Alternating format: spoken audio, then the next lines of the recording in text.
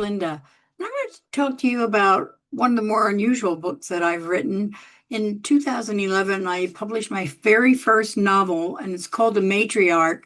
The tree that you see behind me on this video is actually called the Patriarch, but I renamed it the Matriarch for my book, and because it had a very special meaning for me, but it also played a huge role in the life of the character Leslie in my book called The Matriarch. So I'm going to read from you a few little excerpts from chapter 1 of this book. Ever since she was a young girl, 3 things fascinated Leslie Castle Flynn: mountains, trees, and cowboys. At an early age of 12, she knew that these 3 things would somehow, someday, come together to change her life. Now, more than 40 years later, as the plane left JFK International Airport on that humid June evening, headed for Rome to meet George, she mused about how it all began.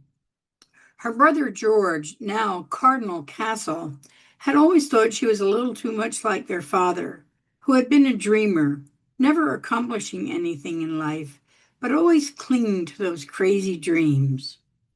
Leslie recalled the first evening she and George had talked about her mountaintop experience.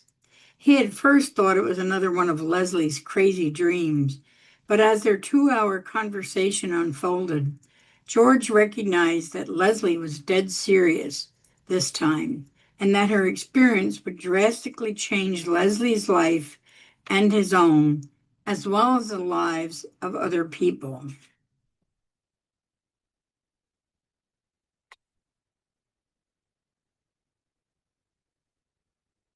Going on in chapter 1, sipping her wine, settling the earphones comfortably on her head, kicking off her Anye loafers, and stretching out in the luxurious leather reclining seat, Leslie's mind was drawn back to her girlhood.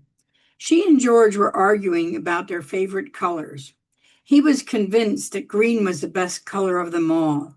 After all, look at all the green God put on this earth, he would say.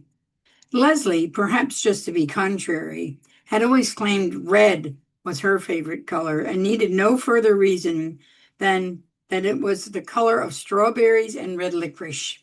Of course, any good psychologist would tell them that Leslie preferred red because she was the more aggressive, and George's peaceful, gentle soul would be more aligned with green.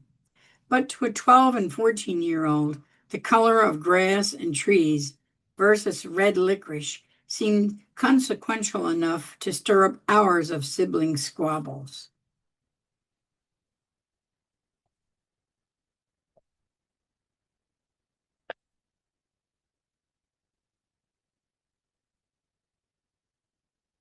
And then further on in this chapter, then there was the tree she always stopped to touch on her walk home from school. It was a solid oak with a gnarled trunk that had an odd growth on it, resembling a woman's behind.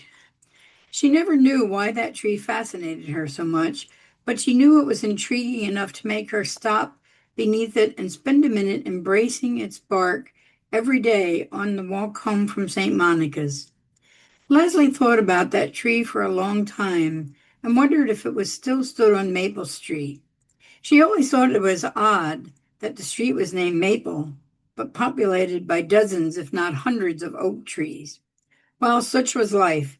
Sometimes things went by one name, and Leslie often thought they should have another, especially people. Although, truth to be told, people fascinated her just slightly more than trees.